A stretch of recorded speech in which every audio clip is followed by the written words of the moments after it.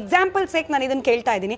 ನಾಳೆ ದಿನ CJP ಅವರು ನಿಮ್ಮ ರಾಜ್ಯದಲ್ಲೂ ಬಂದರು, ನಾವು ಸರ್ಕಾರಿ ಶಾಲೆಗಳು ನೋಡ್ತೀವಿ, ಅಲ್ಲಿ ವ್ಯವಸ್ಥೆ ಸರಿ ಇಲ್ಲ, ನಾವು ಅದಕ್ಕೆ ಪ್ರತಿಭಟನೆ ಮಾಡ್ತೀವಿ, ಸರ್ಕಾರಕ್ಕೆ ಡೆಡ್ಲೈನ್ ಕೊಡ್ತೀವಿ, 48 ಗಂಟೆ ಇಲ್ಲದೆ ಹೋದ್ರೆ ನಾವು ಮತ್ತೆ ಹೋರಾಟ ಮಾಡ್ತೀವಿ, Jantar Mantar model. How will Aam Aadmi ಪಕ್ಷ ರಿಯಾಕ್ಟ್ ಟು ದಿಸ್ ಸರ್? ಬರ್ತಾರಾ ಬರಲ್ವಾ?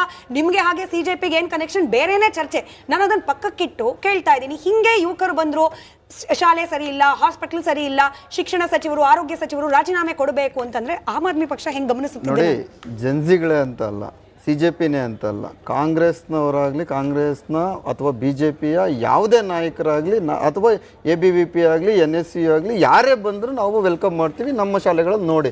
ಅದು ಸರಿಪಡಿಸ್ಕೊಳ್ಳೋದಕ್ಕೆ ಒಂದು ಇರ್ತಕ್ಕಂಥ ಒಂದು ವ್ಯವಸ್ಥೆ. ಅಂದರೆ ಅವರು ನಮ್ಮನ್ನು ಪ್ರಶ್ನೆ ಮಾಡಿದಾಗ ನಾವು ಸಹ ಸರಿಪಡಿಸ್ತೀವಿ.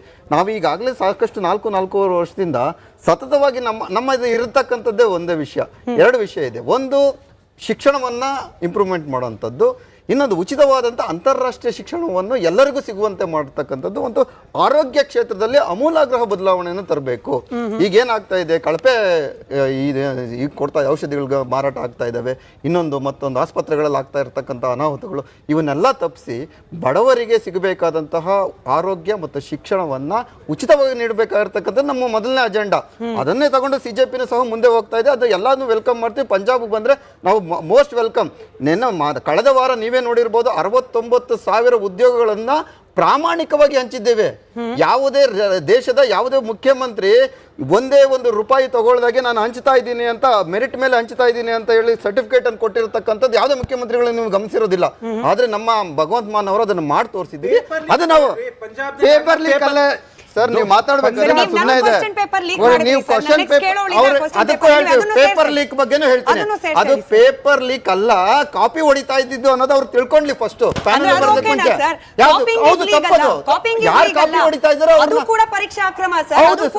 ಅವ್ರು ಯಾರು ನೋಡಿ, 10 ಜನ ಕಾಪಿ ಹೊಡಿತಾರೆ, ಹೋಗ್ಲಿ 100 ಜನ ಕಾಪಿ ಹೊಡೆದ್ರೆ ಅವ್ರನ್ನ ಜೈಲ್ಗೆ ಹಾಕುವಂತ ಸಿಸ್ಟಮ್ ಇದೆ. ಅದನ್ನ ಬಿಟ್ಟು ನೀವು ಅದು ಪೇಪರ್ ಲೀಕ್, ಪರೀಕ್ಷಾ ಲೀಕ್ಗೂ ಪ್ರಶ್ನೆ ಪತ್ರಿಕೆ ಲೀಕ್ ಆಗಿದೆಯಾ ಹೇಳ್ತಾರೆ ಸರ್. ಪ್ರಶ್ನೆ ಪತ್ರಿಕೆ ಲೀಕ್ ಮಾಡೋದು ಕೂಡ ಬೆರಳೆಣಿಕೆ ಜನರ ಕೈಯಲ್ಲಿ ಇರುತ್ತೆ. ಹಂಗಂತ ಧರ್ಮೇಂದ್ರ ಪ್ರಧಾನ್ ರಾಜೀನಾಮೆ ಕೊಡಬೇಕು. ಎಷ್ಟು ಬಾರಿ 5 ಬಾರಿ ಲೀಕ್ ಆಗಿದ್ದಂಥದ್ದು ಧರ್ಮೇಂದ್ರ ಪ್ರಧಾನ್ ಅವರು ಮಾಡಿರ್ತಕ್ಕಂಥದ್ದು. 3 ಬಾರಿ ಅವರೇ ಇದ್ದಾಗ, ಅವರೇ ಮಿನಿಸ್ಟರ್ ಇದ್ದಾಗ ಆಗಿರೋದು. ಅದಕ್ಕೋಸ್ಕರ ನೈತಿಕ ಹೊಣೆ ಹೊತ್ತು ಕೊಡಬೇಕು ಅಂತ. ಆ ಪೇಪರ್ ಲೀಕ್ಗೂ ನೀವು ಕಾಪಿಗೂ ಒಂದೇ ಮಾಡೋದಾದ್ರೆ ಅದ್ರ ಅರ್ಥನೇ ಇರೋದಿಲ್ಲ. ಆದ್ರೆ ಇವ್ರು ನೋಡಿ ವಿಷಯಾಂತರ ಮಾಡ್ತಾರೆ ಹೊರತು ಈ ದೇಶದಲ್ಲಿ 18 ಲಕ್ಷ ಜಾಬ್ಗಳು ಕೇಂದ್ರ ಸರ್ಕಾರ ಇಟ್ಕೊಂಡಿದೆ. ಯಾಕೆ ಇಟ್ಕೊಂಡಿದೆ? ನೀವು 200 ಲಕ್ಷ ಕೋಟಿ ಸಾಲ ಮಾಡಿದ್ದೀರಲ್ಲ, ಎಲ್ಲಿ ವಿನಿಯೋಗ ಮಾಡಿದ್ದೀರಾ? ಎಷ್ಟು ಅಸೆಟ್ ಕ್ರಿಯೇಟ್ ಮಾಡಿದ್ದೀರಾ? ಯಾಕೆ ಸಾಲ ಮತ್ತೆ ಹೆಚ್ಚುತ್ತಾ ಇದೆ? ನಿಮ್ಮನ್ನ $0.7 ಟ್ರಿಲಿಯನ್ ಇತ್ತು ಮನಮೋಹನ್ ಸಿಂಗ್ ಅವರು 2004ರಲ್ಲಿ ಅಧಿಕಾರ ವಹಿಸಿಕೊಂಡಾಗ. ಅವರು ಬಿಟ್ಟಾಗ ಎಷ್ಟಿತ್ತು ಗೊತ್ತಾ? 2.9 ಟ್ರಿಲಿಯನ್ ನಿಮ್ಗೆ ಕೈ ಕೊಟ್ಟೋದ್ರು. ಆದ್ರೆ ನೀವು 12 ವರ್ಷ ನೀವು ಏನ್ ಸಾಧನೆ ಮಾಡಿದ್ರಿ? 3 ಏನ್ ಮಾಡಿದ್ರಿ? ಎಲ್ಲ ಕಡೆ ಟೋಲ್ ಮಾಡಿದ್ರಿ. ಸರ್, ನೀವು ಮಾತಾಡ್ಬೇಕಾದ್ರೆ ನಾನು ಒಂದು ಶಬ್ದ ಮಾತಾಡಿಲ್ಲ, ದಯವಿಟ್ಟು ನೋಡ್ರಿ. ಇವತ್ತಾಗಿ 12 ವರ್ಷ ಆಳ ಕೇವಲ $3.8 ಟ್ರಿಲಿಯನ್ ಮಾತ್ರ ನೀವು ಕ್ರಿಯೇಟ್ ಮಾಡಿದೀರಾ. ಅಂದ್ರೆ ನಮ್ಮನ್ನ ಫೇಲ್ ಆಗಿದ್ದೀರಾ ನೀವು. ಅದನ್ನ ಹೇಳಕ್ ಕೊಟ್ಟಿದೆ ಜನತೆಗಳು, ಅದನ್ನ ಹೇಳಕ್ ಯುವಕರು, ಅದನ್ನ ಹೇಳಕ್ ಕೊಟ್ಟಿದೆ ನಮ್ಮ ಜನಗಳು. ನಾವು ಸಹ ನೋಡಿ, ಕೇವಲ 400 ಜನರ ಕೈಯಲ್ಲಿ ಈ ದೇಶದ ನೋಡಿ 400 ಜನರ ಕೈಯಲ್ಲಿ ಈ ದೇಶದ 40% ಅಸೆಟ್ ಇದೆ. ಯಾರು ಉದ್ಧಾರ ಆಗ್ತಾ ಇದ್ದಾರೆ? ಹೇಳ್ಬಿಡ್ಲಿ ಅವರು ಎಲ್ಲಿ ಯಾರು ಉದ್ಧಾರ ಆಗ್ತಾ ಇದ್ದಾರೆ? ಅದನ್ನ ಪ್ರಶ್ನೆ ಮಾಡ್ಬೇಕಲ್ವಾ? ಇದನ್ನ ಪ್ರಶ್ನೆ ಮಾಡಬಾರ್ದಾ? ಇದನ್ನ ಪ್ರಶ್ನೆ ಮಾಡೋದಕ್ಕೆ ಅದೊಂದು ವೇದಿಕೆ ಕ್ರಿಯೇಟ್ ಮಾಡ್ಕೊಂಡಿದೆ. ಅದು ತಪ್ಪು ಮಾಡಿದಾಗ ತಪ್ಪನ್ನು ಹೇಳೋಣ, ಅದು ಸರಿ ಮಾಡಿದಾಗ ನಾವು ಅವ್ರಿಗೆ ಬೆಂಬಲ ಸೂಚಿಸೋಣ.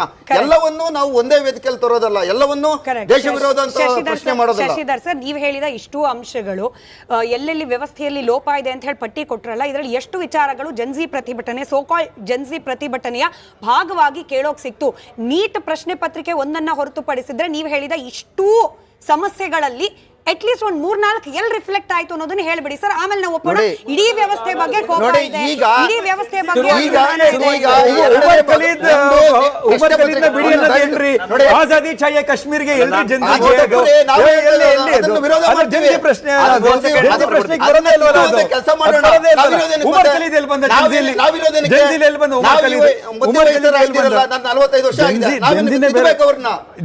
ಪ್ರಧಾನಮಂತ್ರಿಗಳು ತಿದ್ದಬೇಕು, ವಿರೋಧ ಪಕ್ಷದ ನಾಯಕರು ತಿದ್ದಬೇಕು. ಜೆನ್ಜಿ ಆ ಅವರು ಅರವಿಂದ್ ಕೇಜ್ರಿವಾಲ್ ತಗೋತಿರೋದು ತಿದ್ಬೇಕು. ಬೇರೆ ಹೌದು. ಪ್ರಶ್ನೆ. ನಾವು ಅನಾರ್ಕಿ ಎಲ್ಲರೂ ಕ್ರಿಯೇಟ್ ಸೇರಿ ಮಾಡ್ತೀವಿ ಅವ್ರನ್ನ ಅಷ್ಟೇ. ತಿದ್ದೋದಂತ ಪ್ರಯತ್ನ ಅಲ್ಲ, ಯಾವುದೋ ಮಾಡ್ಬೇಕು. ಸ್ಕೂಲ್ ನುಗ್ಬಿಟ್ಟು ಇದು ಮಾಡೋದು ಇದೆ, ನೀವು ಜೆನ್ಜಿ ಮಾಡ್ತಾ ಇದೆ ಇರೋದೆಲ್ಲ ಅದು. ಸರಿ, ನೀವು ಮಾಡ್ತಾ ಇರೋದೆಲ್ಲ ಅದು ತಪ್ಪು. ನೀವು ಮಾಡ್ತಾ ಇರೋದು ಗೂಂಡಾಯಿಸಂ ಹೀಗೆ ಆಗುತ್ತೆ ಮಾಡ್ಬೇಕು, ಅಷ್ಟೇ. ಚೌಕಟ್ಟು ಹಾಕೋದಕ್ಕೆ ಆಗೋದಿಲ್ಲ. ಇವರು ಹೇಳಿ ಉತ್ಸಾಹದಲ್ಲಿದ್ದಾರೆ, ಅವ್ರಿಗೆ ತಾಳ್ಮೆ ಕಡಿಮೆ ಇರುತ್ತೆ.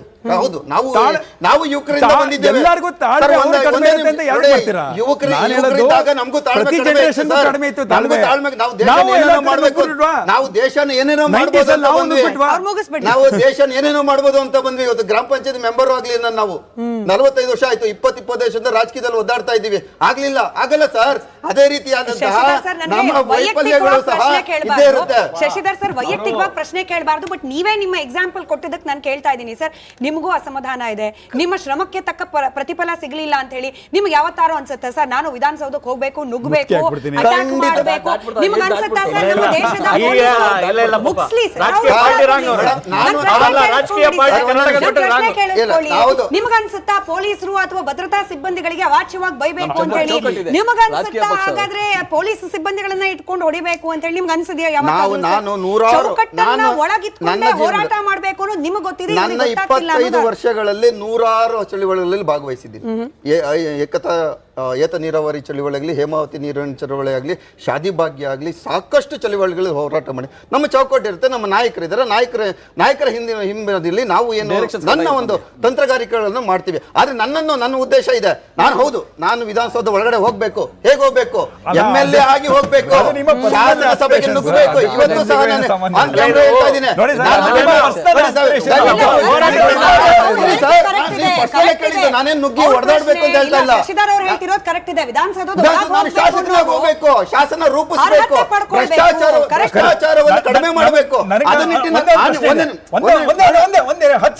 ಹತ್ತೇ ಸೆಕೆಂಡ್ ಕೊಡಿ. ನಾನೇ ಕೇಳ್ತೀನಿ, ನೀವು ಶಾಸಕನ ನನ್ನ ಅವಕಾಶ ಕಳ್ಕೊಂಡ್ರೆ ಅವ್ರು ಮತ್ತೆ ನಮಗೆ ಸ್ವಲ್ಪ time ಕೊಡಲ್ಲ ಮೇಡಮ್ ಅವರು.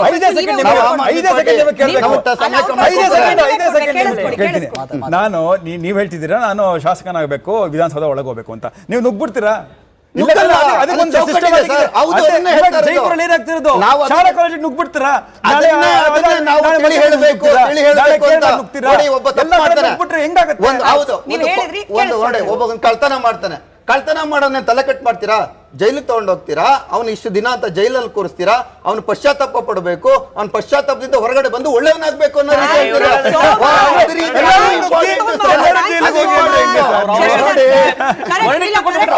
ಶಶಿಧರ್ ಸರ್ ಕರೆಕ್ಟ್ ಹೇಳಿದ್ರು. ತಪ್ಪು ಮಾಡಿದವ್ರಿಗೆ, ಚೌಕಟ್ಟು ಮೀರಿದವ್ರಿಗೆ ಕಾನೂನಾತ್ಮಕ ಶಿಕ್ಷೆ ಶಿಕ್ಷೆ ಕೊಡಬೇಕು. ಹಾಕ್ಬೇಕು. ಶಿಕ್ಷೆ ಕೊಡ್ಲಿಕ್ಕೆ ಹೊರಟವ್ರಿಗೆ ಲಾಠಿ ಯಾಕಿತ್ತಿದ್ರಿ